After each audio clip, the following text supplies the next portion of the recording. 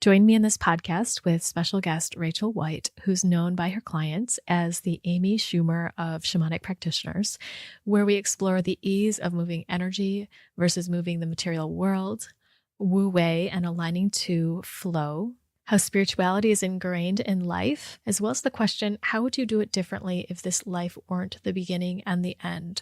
She shares her experiences in the fourth and fifth dimension and of the multiverse. Hello and welcome. You're listening to the Embody Podcast, a show about remembering and embodying your true nature, inner wisdom, embodied healing, and self-love. My name is Candice Wu, and I'm a holistic healing facilitator, intuitive coach, and artist sharing my personal journey of vulnerability, offering meditations and guided healing support, and having co-creative conversations with healers and wellness practitioners from all over the world. Before we jump into the episode with Rachel, I'd like to invite you to a very special workshop that's happening on June 15th, 2019 in Rochester Hills, Michigan. And the workshop is called Being in Beauty. And it's a systemic and family constellation workshop, along with somatic experiencing and self-forgiveness. And in this workshop, we'll connect with what is beauty to you. Is it a deep sense of freedom and peace? Is it loving yourself and feeling like you are exactly who you are? Is it feeling intimacy and openness with loved ones, or abundance and money in your life, in your career? Is it a sense of belonging or living the life you love? Grace, flow, and harmony? Or feeling healthy and good in your own skin? Whatever your sense of beauty is, in this workshop will illuminate any hidden, unconscious dynamics that can be a challenge on your journey. What I have found is that when we're tangled up with previous soul or ancestral dynamics, or our personal historical traumas or overwhelming experiences, part of ourselves is still working that out, and our bodies take on this form and become the language of what's happening at a deeper level. We end up with disease, with emotional imbalances, with pain or tension, and those are not the obstacle to ourselves, but the way. The obstacle is the way towards who we are and what our soul wants us to know and learn, so that we can give deep honoring and recognition to who we are. And so the process of family or systemic constellations and tuning into what the body's showing us allows us to acknowledge what is and what is underneath all of those physical pains, those challenges with our bosses, or the fighting that we might experience within us or in other relationships. And what unfolds is an organic healing and resolution of what was living itself through you and in your life, and frees you from that so you can be yourself in the ease that you are, in the loving that you are, and the beauty that you desire in your life. So if you want more information about this, you can find it at candicewu.com/bebeauty. And again, that's on Saturday, June 15th in Rochester Hills, Michigan. And I would love for you to join, even if you're from out of town or if you're local. Feel free to connect with me if you'd like to know more or have any questions. So it's really great to have Rachel White on the show. I learned about her through Gina Fitzgerald at One Key Yoga, where she does some shamanic journeying and other workshops with spirit animals and shadow work. She specializes in demystifying the mystical and arming her clients with practical insights for the real world. She really takes what is spiritual and out there in, not our common understanding, and brings it to life in our common understanding. But you'll find in this episode where she talks about all sorts of things that just are not on my daily radar, which I love. And Rachel's Chicago-based practice, TOTEM, in this practice, she empowers her clients to take the reins of their spiritual lives with tailored, pragmatic shamanic support and informed insights. And she has more than 10 years of experience as a trained shaman, medium, and meditation coach, and has performed readings and consultations for more than 1,000 clients with lots and lots of group guided meditation workshops. So this is a really fun and opening podcast, and I just encourage you to take it and see what lands with you and what inspires you, even if it doesn't make sense to your mind, which is what I love to do when I'm hearing about different parts of the universe and different ideas, how it energetically lands to me. And be sure to check out the tarot reading at the very end, where she gives me a 2-card reading and 1 card for the audience, which is a really lovely message here. She also will share a shamanic journeying practice.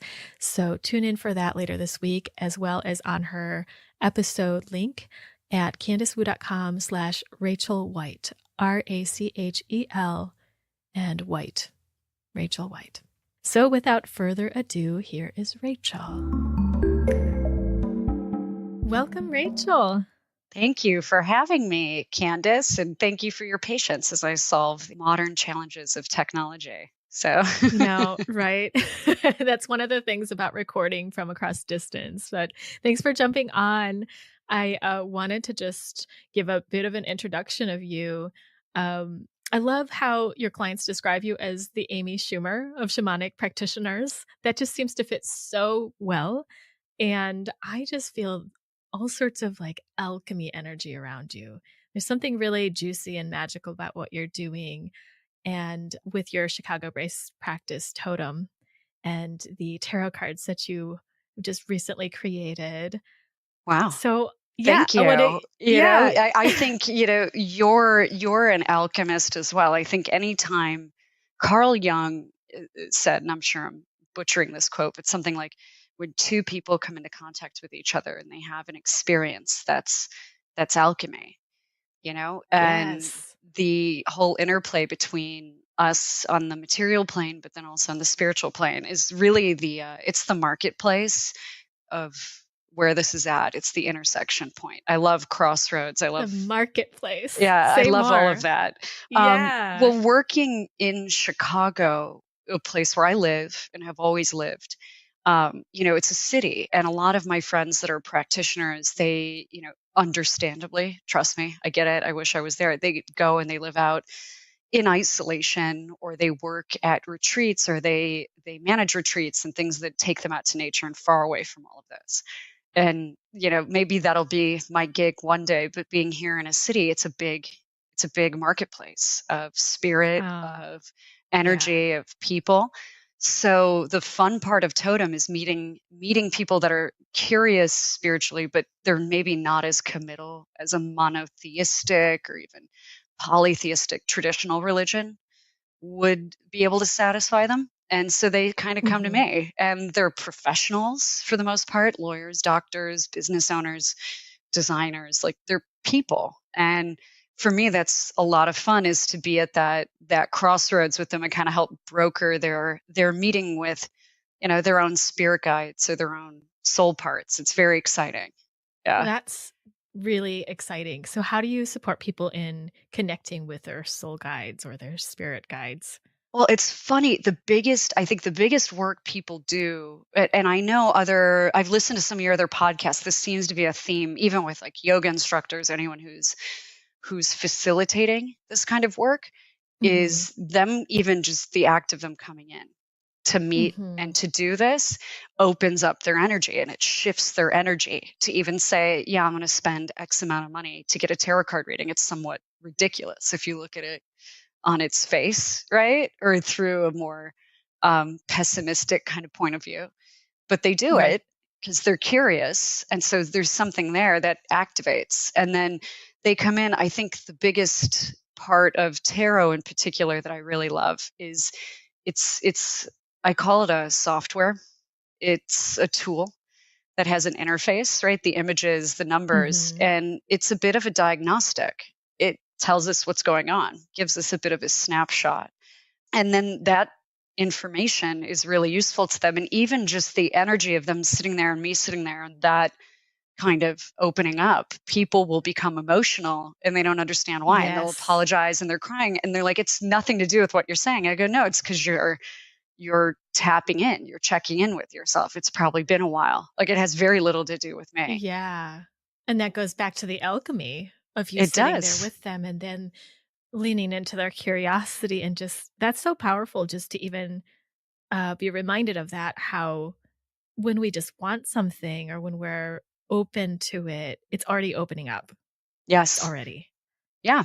And also tarot is, I think in the hands of an adult practitioner, someone who's responsible and ethical, it's very affirming.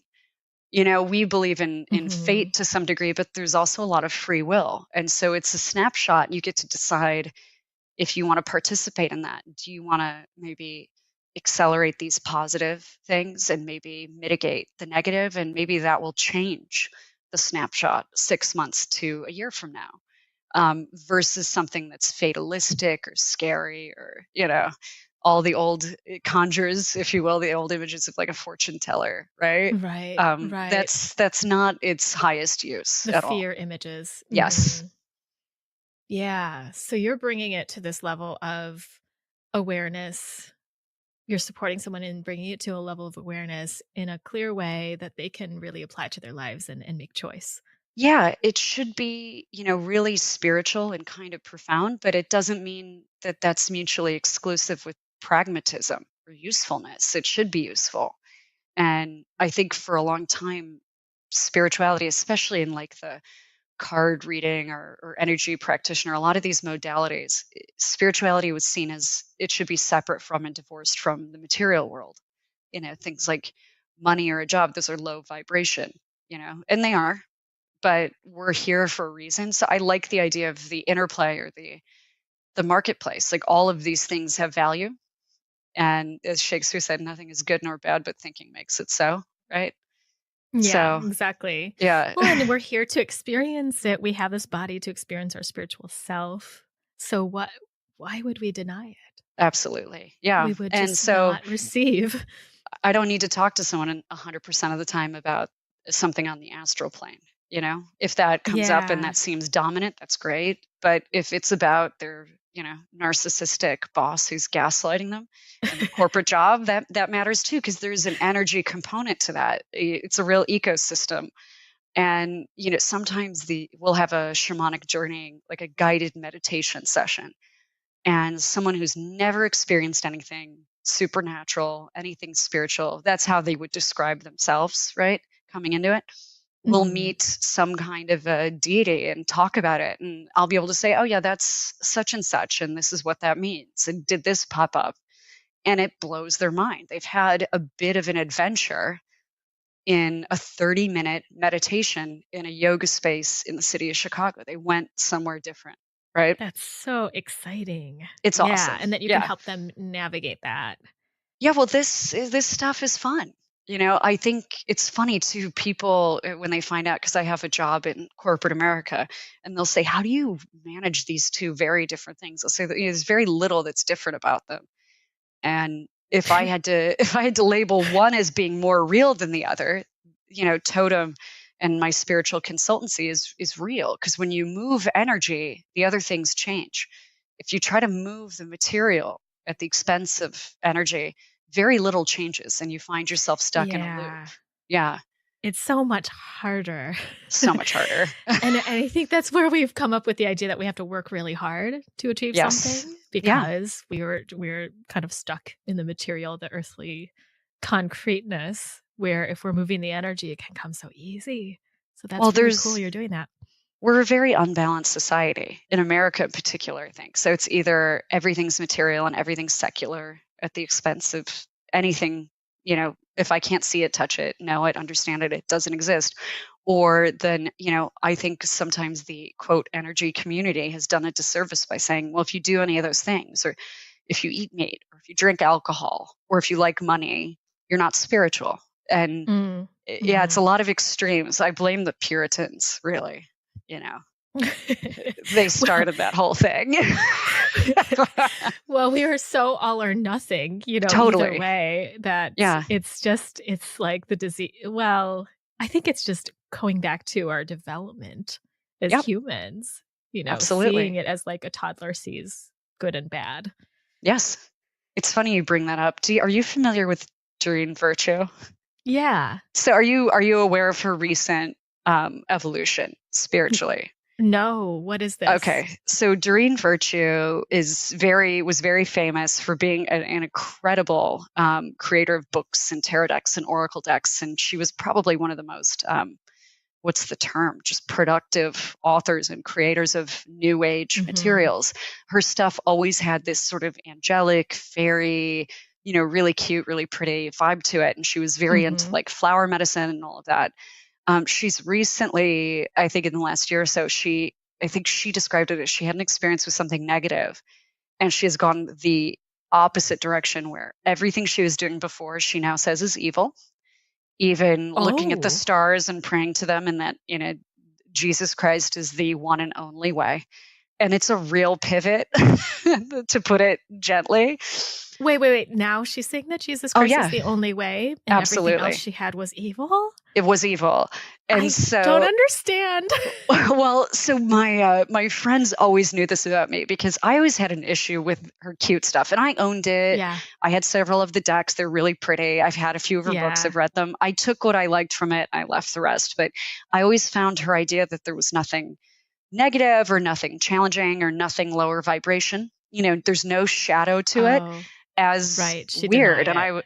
she denied it. And I always Mm-hmm. say to people, that's not really how that works. And it does exist. And you don't have to be fearful of it. But, it's a complex yin yang in the universe, right? Yeah. So she has this brush up with something that might be described as negative. It could have been. And she swung in the other direction. It's like a very fearful response, and it's a total 180. And my friends saw that this was happening and emailed me, and I was like, it's unsurprising because she didn't build it from the basement to the attic. I have a lot of respect for her. I think what she did was great, but when it's not built on a foundation that integrates what we were just talking about, it's very one dimensional. It's not Mm-hmm. a strong structure, and you only want to see the light at the expense of acknowledging darkness. Then, when you come into contact with something that could be described as dark or negative or shadow, that's a bit of a personal apocalypse, if you will. Like that's a challenge to your thinking in a way where the structure just can't hold. So Yeah, exactly. Like it shakes your entire idea of what is. it does. So, yeah, one of the big things that we try to do when we have workshops or even just one on one when I'm meeting with clients is if something comes up and they talk about it, just not assigning it good or bad necessarily as a value, and Mm-hmm. getting away from some of that and looking at it as information, but also being Mm-hmm. really big about boundaries, energetic and otherwise. Because if, let's say someone is an energy vampire, right, in the office, you're allowed to have boundaries. You're allowed to take care of yourself, but you don't have to be scared and you don't have to worry. Yeah. So that was kind of an interesting thing that came up in our community in the last year or so. And That's interesting. And I want to just apply that sort of like not right and wrong here too, because whatever her journey is, I don't really know her that well, but I do know like her previous stuff that you're talking about. I yeah, had two decks as well. And whatever her journey is, she's swinging to the other side, maybe to get a feel for it or whatever. And I think it's hard to see when when you're in it so deep.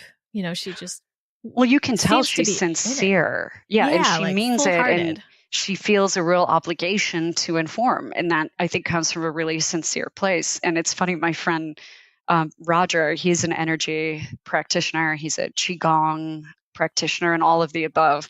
He said, "Well, to her credit, like she's really owning where she's at, and she's being really Mhm. transparent about her process." And I absolutely agree with that as well. I Right. think, what Totem offers people is a space we're agnostic, truly. Like if you want to come in, you want to talk about X, Y, or Z, we can. And Yeah. yeah, just because I think there's not a lot of space for someone who's curious but non-committal and who doesn't want to be judged. I remember teaching meditation at a studio in the West Loop, and they were mortified that I talked about how I was going to leave and go drink some Japanese whiskey.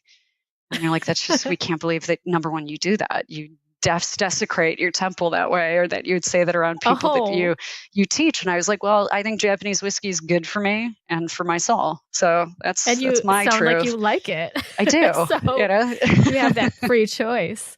Well, yeah. And so this leads me to the question, how do you describe spirituality? I really think that we're all very spiritual. I view it as a science that just hasn't developed yet. I think we're going to get a lot more answers about our spiritual selves as individuals and as a whole. You know, I'm a big fan of the whole debate with Elon Musk and everybody talking about whether or not this is a simulation.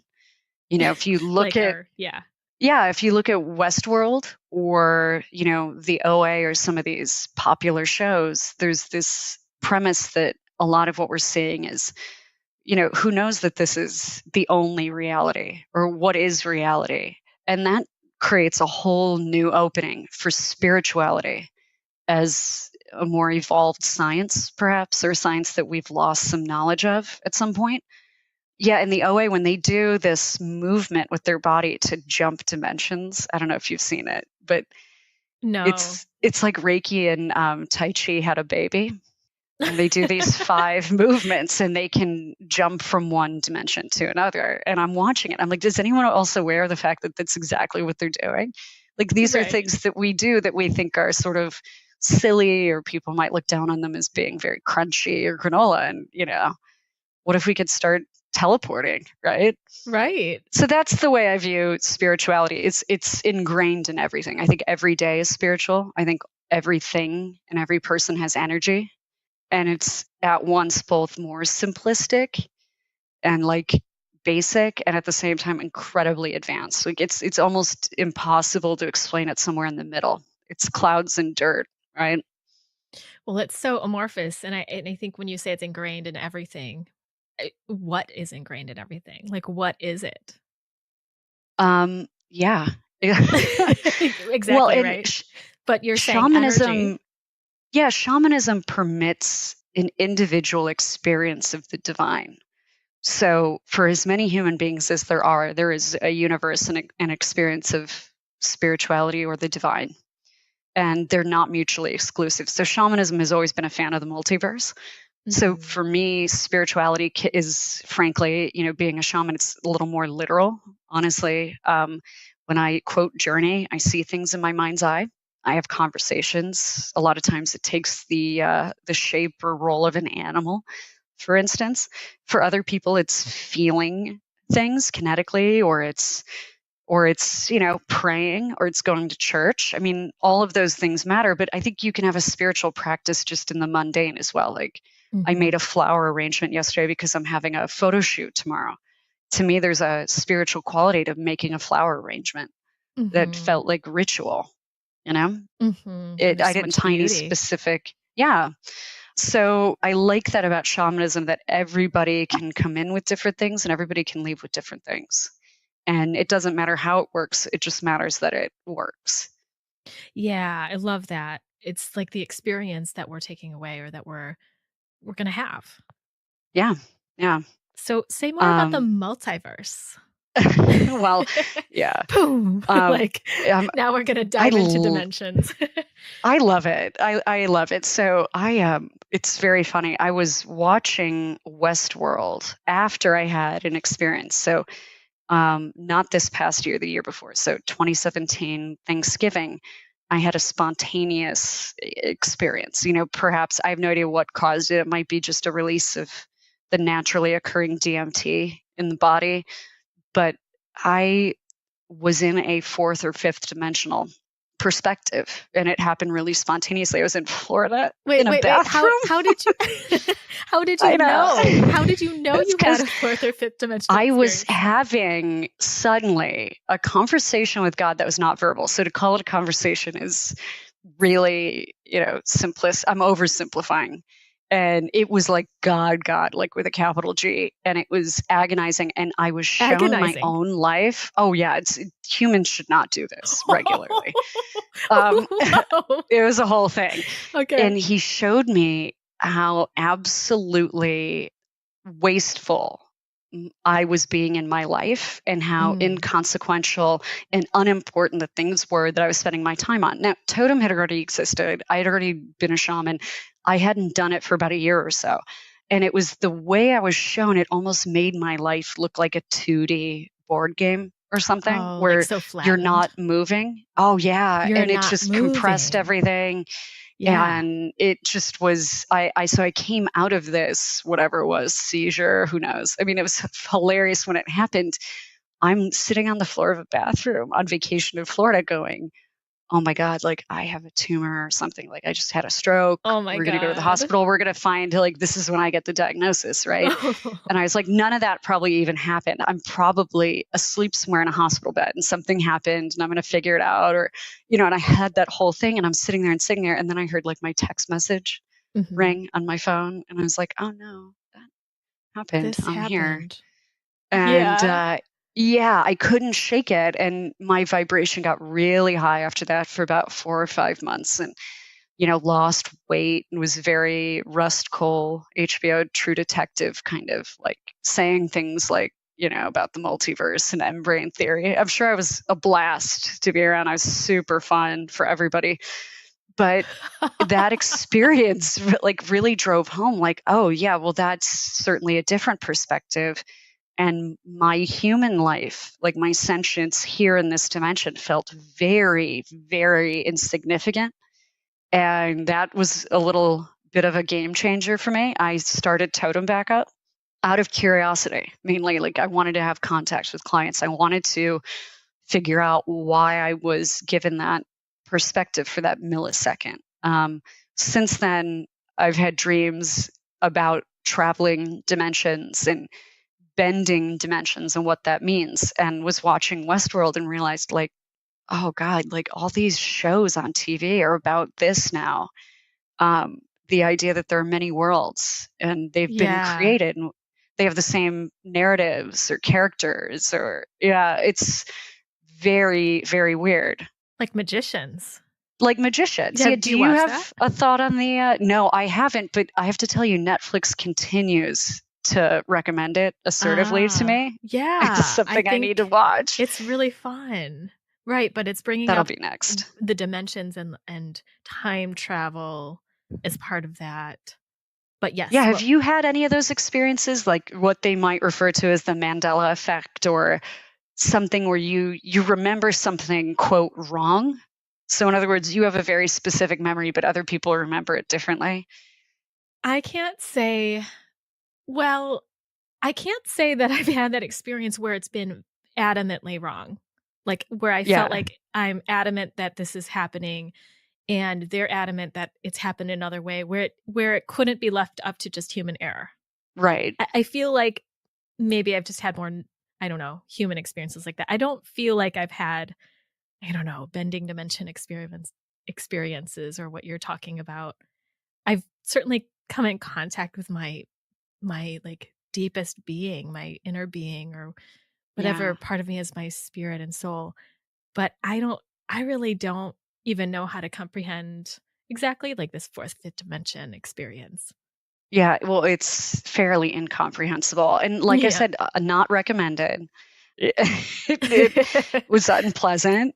Shamanic journeying is much more pleasant, much more controlled Mhm. and relaxing. And, you get to talk to like a squirrel or a bird. And that's always really nice. But That sounds yes, very pleasant compared to right. this. Yeah. Stephen Hawking, the last paper he worked on, last study before he died, which was published after his death, was about the multiverse and that Mhm. infinite universes exist. And in fact, all of the rules of physics don't exist really. That they do, but they're not hard and fast. And he put a lot of detail around it. So there's a lot of scientific and creative minds converging on this concept, which I find really fascinating. Yeah.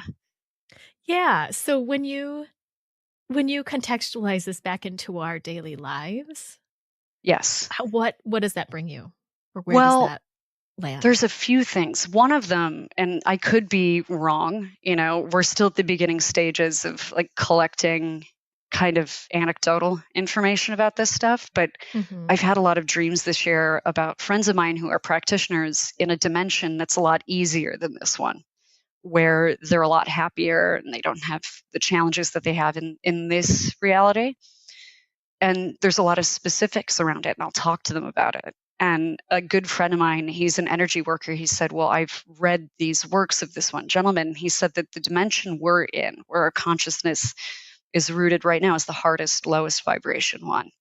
And we Mm-hmm. come here to really kind of like slog it out, like charcoal Mm-hmm. under pressure, becoming a diamond or something more precious or stronger or whatever that might be. I think there's some truth to that. So a lot of our challenges here in daily life, number one, we may have helped design them. We may have thought we Mm-hmm. needed to go through that. Caroline Meese in Sacred Contracts talks about a lot of that we're the co-authors of our own lives.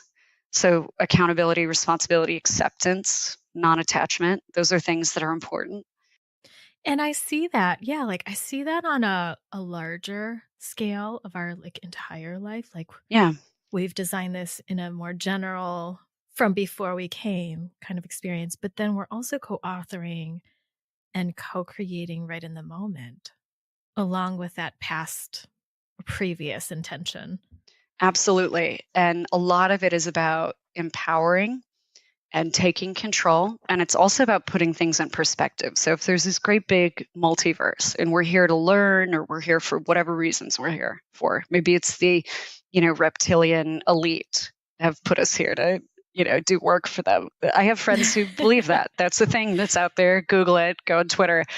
What is it? But The reptilian? oh yeah, the what? reptilian race that runs the world, the David Icke stuff. Are you not? Yeah, No, we I all. don't. Sorry. I think Yeah, it's fascinating, but I don't know. There's so much to take in about there is. that's out there. I consume all of it. I'm a big content consumer. Yeah. Great. So you can give us the 2 cents here. Yeah. Yeah, but it. like regardless of any of that, I think that what the multiverse does for us spiritually here in a shamanic practice is it tells us that this isn't it.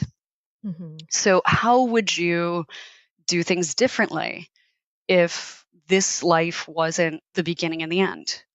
Or what would you want to do differently? For me, I would be a lot less attached to things like getting a kind of car that I want, or, a home at the end of a cul-de-sac in a suburb that I take a train to and from every day to go to a job that's stable so I could pay a mortgage, all those things, which by the way, have never really appealed to me, I think for obvious reasons.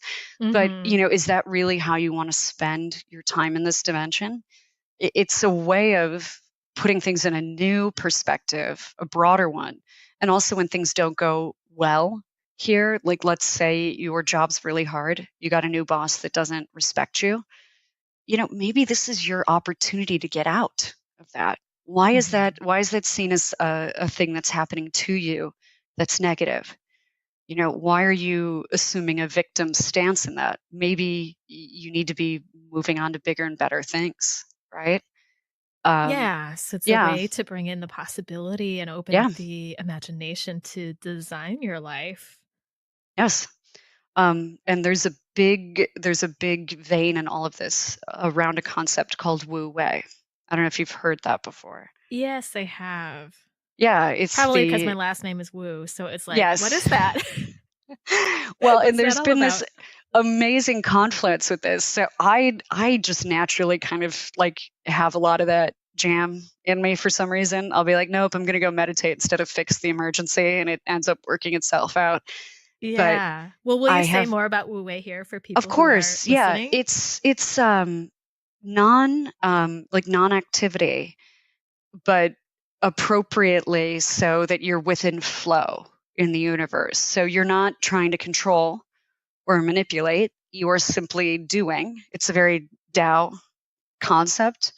And the idea is that you're in these invisible rivers that carry you. When you're in Wu Wei, serendipity and confluence just move you along with momentum. I love how you're describing this. Well, thank you. I have a lot of friends who know a lot about it. So my friend Roger started a consultancy called Find Your Wu Wei. Mm. I realized when he started that, my friend Anne, who's a feng shui consultant, had taught me that word. And I told her about it. The week or so that I told her about it, she reached out to this woman who has a Wu Wei school of Reiki in the Berkeley area, and then is trying to organize getting together for tea with someone. And they said, well, what about the Wu Wei temple, like tea room? All of this happened Mm-hmm. within like a day or two of each other. So even the words Wu Wei have Wu Wei.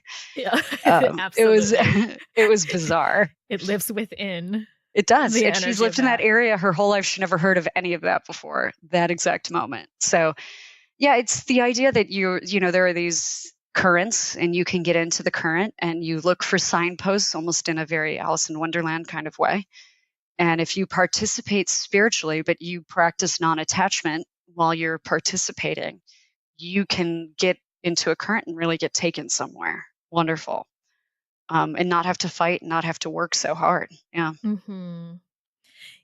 All of this conversation is reminding me of the book by James Redfield, The Celestine Prophecy.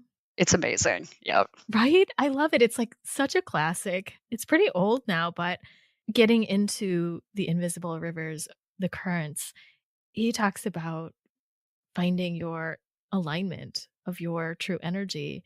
Yeah. And then what you were saying about some friends that are in another dimension, in Yeah. another reality, at the end of the book, he talks about that.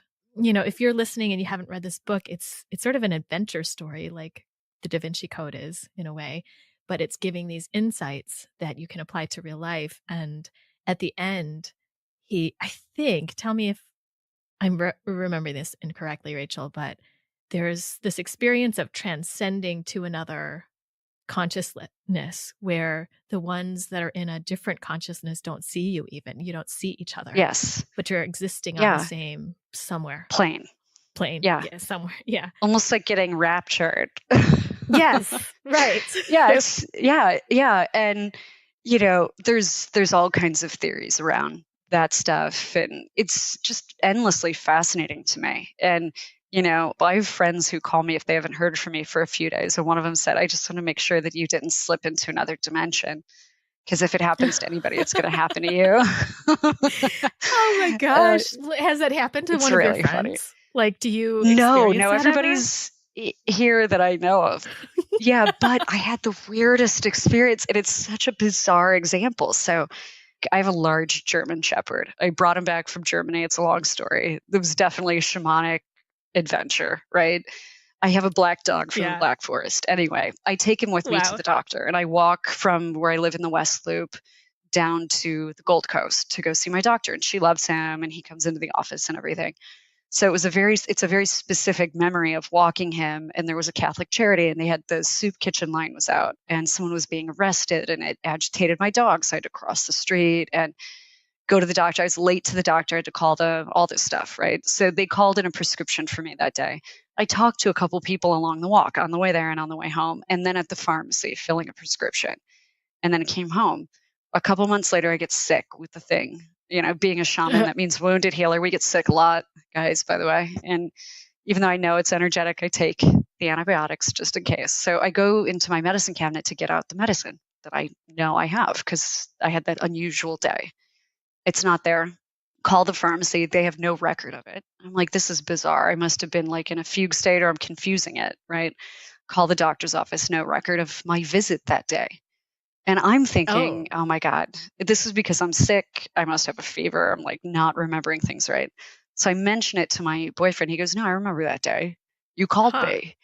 And then I called one of my other friends, and then I talked to a different friend that I spoke with in the pharmacy getting the prescription. She goes, yeah, no, it was on this day. I remember, because we had this emergency at work. And it all lined up with my memory. But this material plane had no record of it anywhere. So that was my weird little moment where I was like, uh-oh. Is this the Mandala moment that you were talking about? It is, Mm-hmm. yes, of a distinct memory. But other people I had spoken to have that exact memory of the event that I have. It's the outside world, outside of our little circle, has no record of it. Oh, that is so interesting. Yep, all for a bladder infection.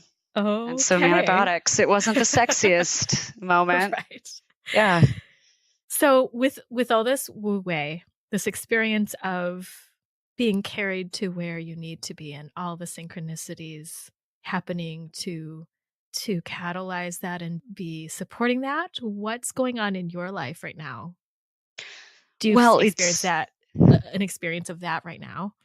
yes. I mean, basically every day. There are days that are slower or a little lower vibration than others, and those times can like kick up a bit, I would say.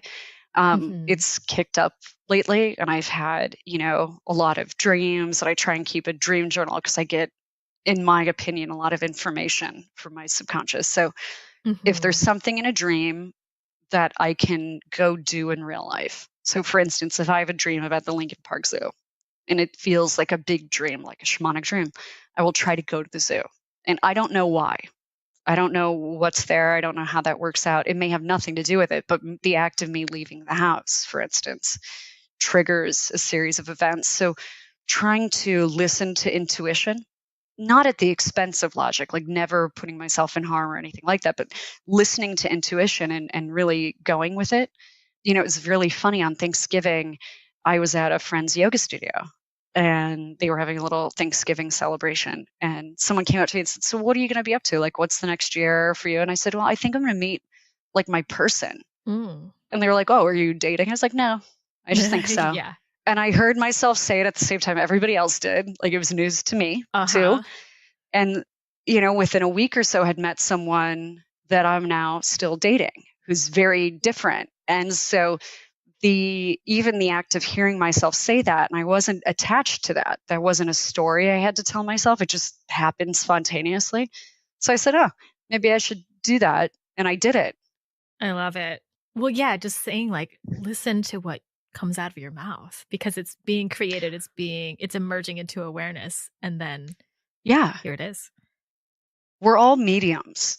All of us feel energy. We all channel something, right? Listening to that more often than not and not questioning it, not trying to apply the rational mind to it all the time, you'll start to see exponential dividends on that behavior, on Mhm. participating and going, okay, well, let's see what that adventure has. I would also say that there's a lot going on right now for me. And I don't know if you've experienced this, but almost all of my friends that are energy workers, and myself included, are at this really critical point where it's do we take the plunge? Do we do the spiritual stuff and we give up the day job? Or do we give up the space where we do these things and we do it more in a mobile way? Or there's just, it seems everyone I know is at that place of, in the next month or so, making that decision. And I think that there's some wu way to that as well, because we all want to do this full time, Mhm. but that requires that we practice some degree of release, right? Yeah, And that's very scary to the rational mind. absolutely. Yeah, I'm not going through that specific form of it right now, because this is my full time. And Yeah. I did do that a couple of years back. And it's a big leap. And at the same time, right now, actually, like a couple weeks ago, I had this experience in a satsang, in like a spiritual service, where I just had something in me ask myself, "Are you really in this, Candice? Are you really going to surrender? Are you really taking your spiritual path?"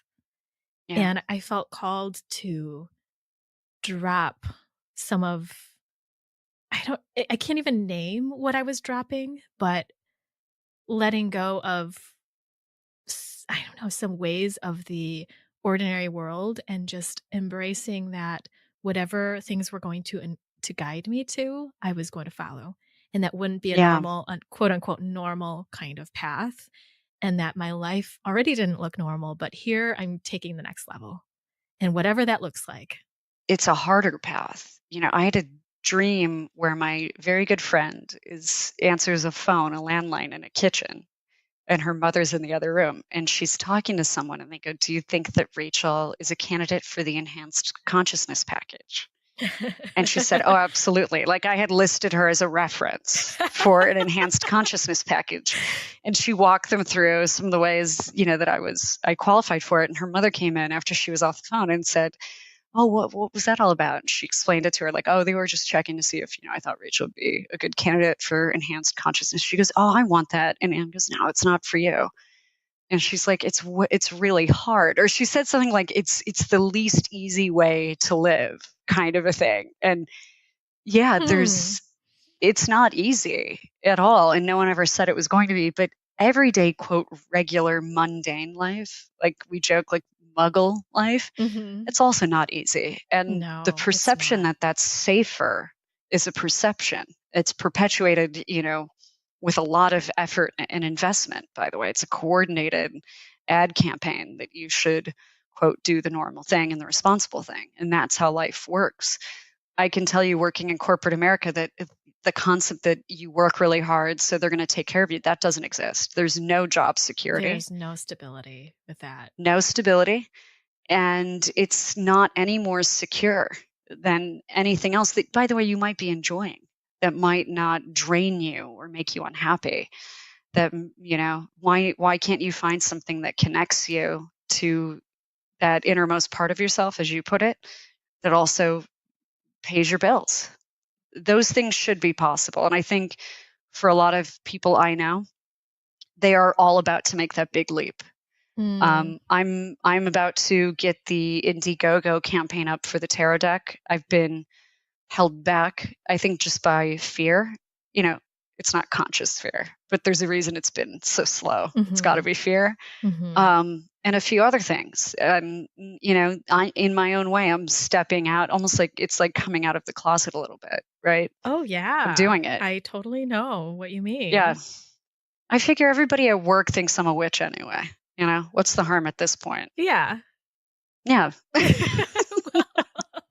Well, do you know, are you Cat's aware out of the bag. Right. Like, are you aware of what the fear is about that? A bit, yeah, which is that, it's going to get harder and weirder. And my life has been really hard and really weird.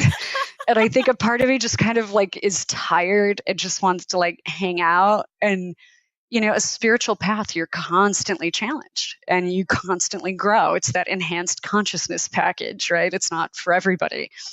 And it can be quite unpleasant at times. But yeah, I think that was part of it. And also just, I think, fear of judgment, even though I'm not a person who's overly concerned with what others think, there is something there of, can I ever get a normal job again after this if I needed to, if I did this? Well, what does it look like on a resume? Fear thought, because like you probably won't. The question that I have is, would you even want to go back? No, of course not. There's a pattern that emerged this year with my day job that I went through last year, and it's comically similar. And it was down to the day, the exact same day, exact same full moon in March, the whole thing. And I went to yoga, and I was sitting in shavasana, and in my brain I go, you know what, I can't do this again this year. And then I corrected myself. My inner self said, no, you will not do this again this year. You will not.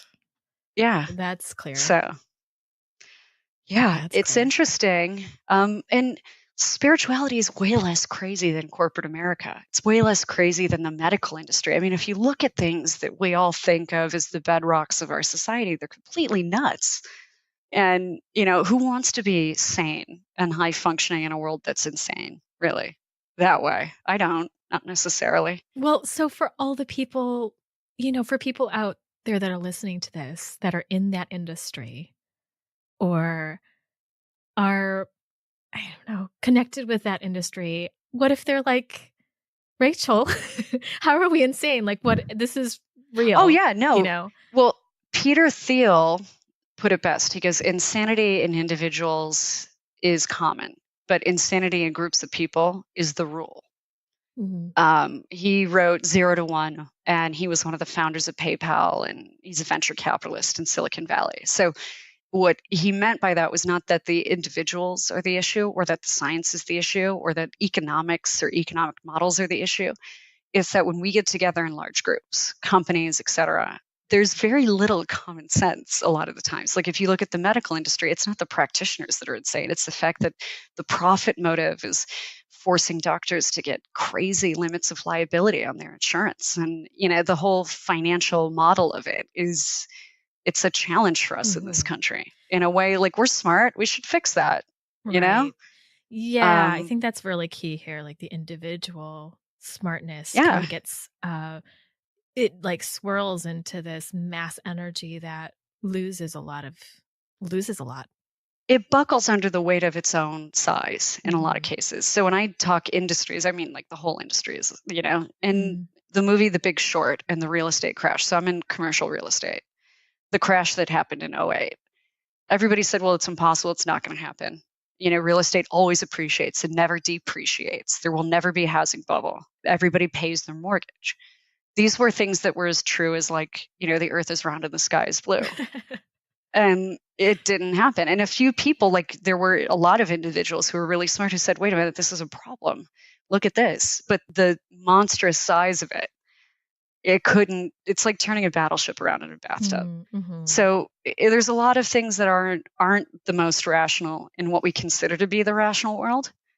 And I think it's interesting when you look at shamanism, you look at energy work or any of these modalities of spirituality, there's plenty that makes sense if you actually take it in instead of resist the new data. Yeah. Definitely.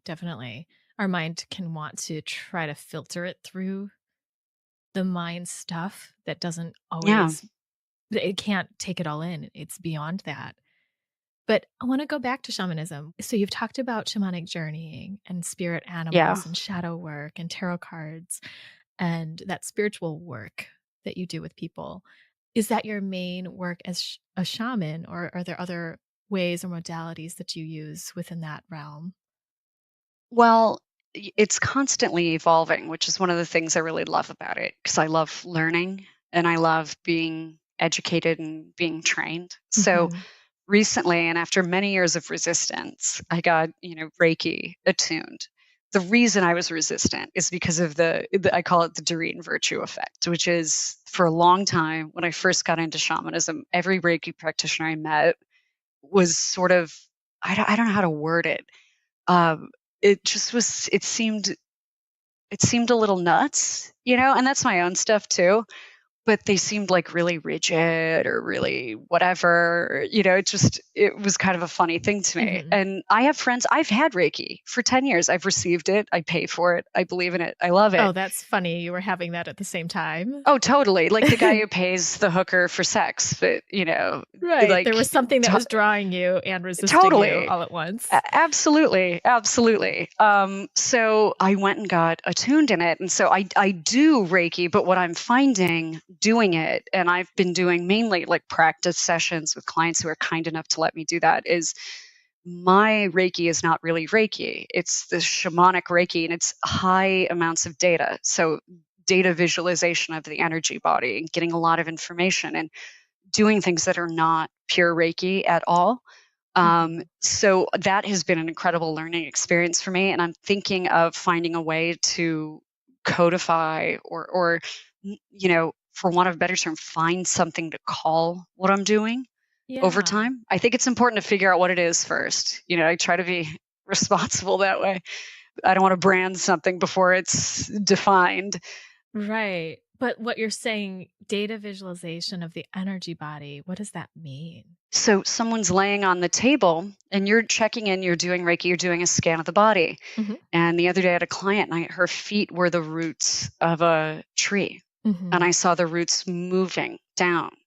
And, my hands are doing things, but I'm not consciously that aware of what they're doing. But it was, on her ankles or her feet. And then I look up and her head and her whole higher auras and chakras are like the branches of a weeping willow tree. And I was like, this is very interesting. And so I'll share that with her after the session. And I'll say things like, it might even be worthwhile to go to Whole Foods and get a Bach remedy, flower essences of willow. Sometimes it's literal. And, I treat it almost like mediumship where I don't edit. It's not for me to decide what's important for her or not. It all comes out. All that information gets shared, as crazy as it sounds. So, yeah, I'm doing a lot more of that. It's a lot more of an integrated thing. And in that same session, a pet who had passed away came up for her. And so that's mediumship. So they all they're kind of it's woven growing in together. Yeah, yes. you can't. Yes. Being who you are, it sounds like you can't separate those things. that's what I found in myself, at least. Like all these different parts of me come in, even when I'm working in one modality, quote unquote, that I have named. Right. It's not that at all. It's like this confluence of experience that comes into one moment. Yeah. Yeah. That you just were very articulate. That's it. I would also say with the tarot deck, getting that off the ground and getting that out in the hands of people, I'm really passionate about empowering people to access their own spirituality. Um, Beautiful. Yeah. yeah. And some energies or things that have been, I think, neglected or overlooked in more traditional decks or fairy decks or angel decks. And I talk to angels. I love angels. I've got a great, hilarious relationship with a few of them, by the way. So I'm not dismissive of them, but they get press coverage, right? There's other energies that are maybe, quote, more shamanic that I try to incorporate into the deck because I think they're useful for people. I think it's sort of like when we look at paganism or these beings or loas or spirits of place, they were focused on specific things. There's a power to specificity, right? Um, you know, Yeah. I personally believe in an overarching, like, cosmic consciousness, like a God with a capital G. I do. But I don't think they're mutually exclusive. And I don't think accessing that all the time helps you do some of the little things, maybe. And I'm not sure that Right. he's sweating it. I don't think he's worried that you're hanging out with a pagan deity once in a while. Anyway, in my personal experience, I don't think that they get all up about that. They seem to be fine with each other. Yeah, they are in harmony, or they're Yeah.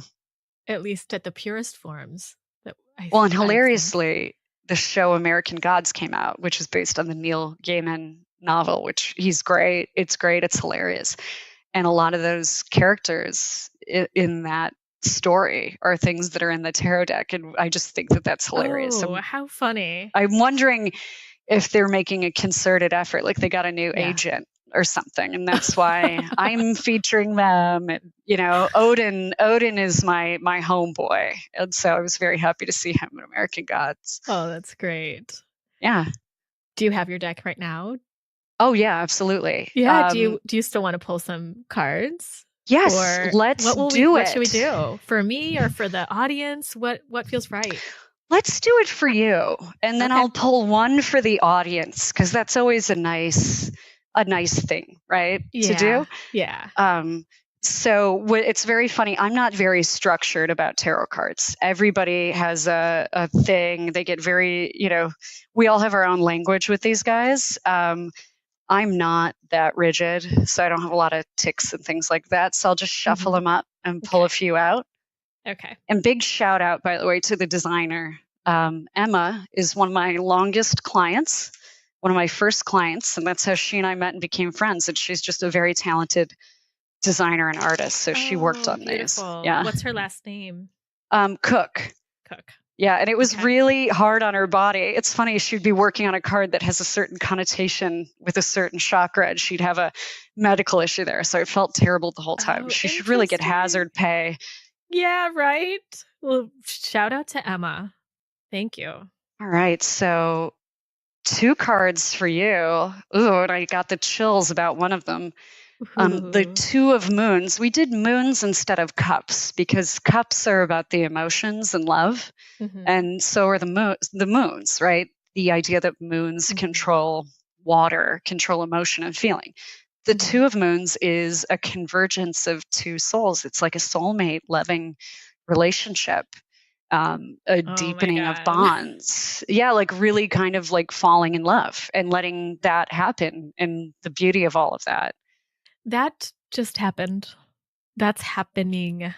Congratulations. Like in a big, big way. Yeah. So this card is about there being perfect symmetry and balance. So you're not the same person, but your word alchemy, right, comes into play here, where there's no real effort because it's a good fit. So you can be madly in love with someone, and it could be, a disaster in terms of balance or your ability to live well together or support each other, either emotionally or in resources. But this card is all about, like, you meet your person and they help you grow and you help them grow. and you're different, but you're intensely compatible. And there's usually a soulmate connection as well. Oh, I feel that. Everything you're saying is exactly right. It's so pretty. I'll send It's you photos of Oh, these so please. you Yeah, can have them. we'll put them on the website too, if that's okay for Absolutely. this show. Yeah. That's awesome.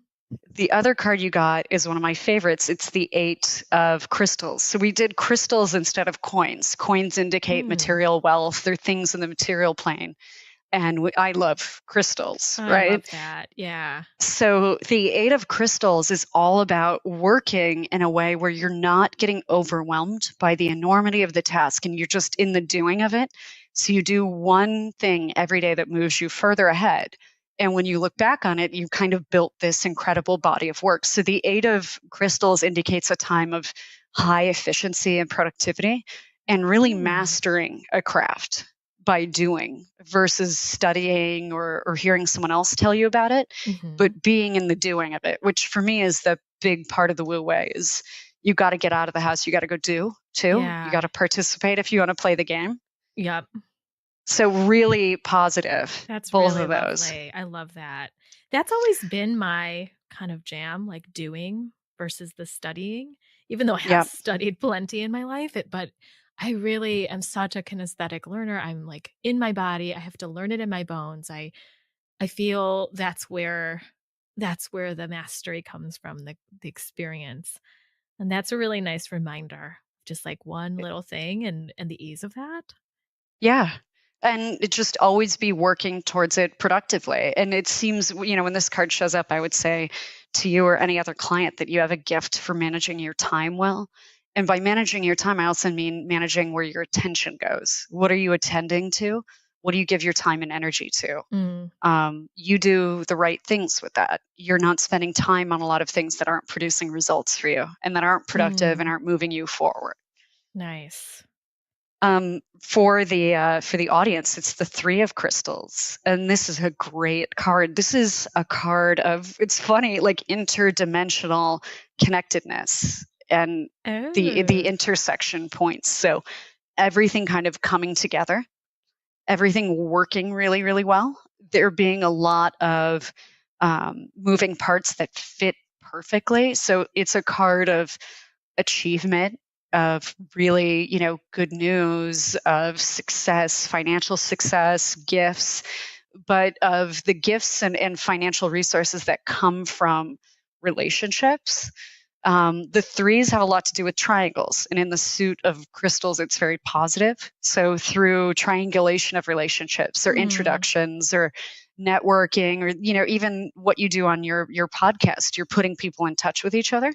And they're growing and expanding. Love that. As a contrast, the 3 of swords is a negative triangulation of relationships. It tends to indicate, cheating in a relationship or lying, or if you've ever known someone who has to triangulate something in order to be in it, like they have to involve their mother all the time. And you're like, why can't it just be us? Or yes, whatever that is. The third sword piercing the other 2. So that's not a good triangle. This one is. It's a happy triangle. That's awesome. You hear that, everyone? You are receiving this just blessing here. I love that. Thank you. So are we. So it's the audience, it's you, it's me. It's all of us. Yes. It's the synchronicity of all of it and the interconnectedness, it feels like, of everyone who's tuning into the energy here, of the alchemy of what we're creating and what gets created. Thank you. Yeah. Thank you, everyone, for listening and for you for sharing this. And I love this deck already. I love that you're doing crystals and moons. And so do you have swords as well? And what's the other? We did bones for swords, and we did trees for wands. So we went a little more elemental with things. Yes. Oh, that feels so good. Thank you. Yeah, it's fun. And thank you. And thank everyone who's listening just for this. I think, every time we have open conversations and we share about these things, we all benefit from them. And, Candice, you've got this amazing platform where you're able to do that for people, myself included. I've learned a lot listening to others on your podcast. So That's thank you. beautiful. Thank you. This has been wonderful, Rachel. Is there anything else you want to share? No, just that if you're curious and you've never used a tarot deck before, don't be shy. Go on Amazon and get a basic Rider-Waite, or keep a dream journal. I think, the more that you listen to yourself and your own intuition, you can really take charge of your own spiritual practice. So I'm all about empowering people to do that on their own as much as possible. That's a great message. Thank you. It's dream work especially. I think there's so much there if you're interested in tapping into that. I encourage that too. And Yes, yeah, I'm excited, Rachel. You're going to offer a shamanic journey experience for everyone. Is that right? absolutely. Yes. Yes. Yes. I'm so excited. So tune in later this week. You'll be guided through this lovely shamanic journey with Rachel, and check out the Totem Tarot deck when it comes out. We'll definitely put the links up when it comes out.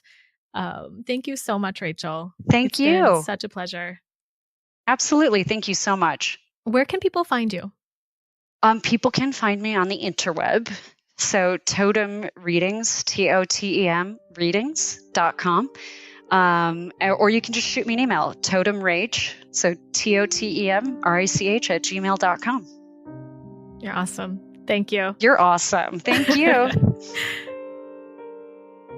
It was so great to have Rachel on the show. After we did this podcast, we just had a little private chat about all the things we wanted to talk about in the future, like how to talk to your body and tell your genetics what you want it to do, how your body and you work together, and also about past lives, about being a shaman, at least me being a shaman, and how that plays into this life, and her being really surprised at hearing about her past lives.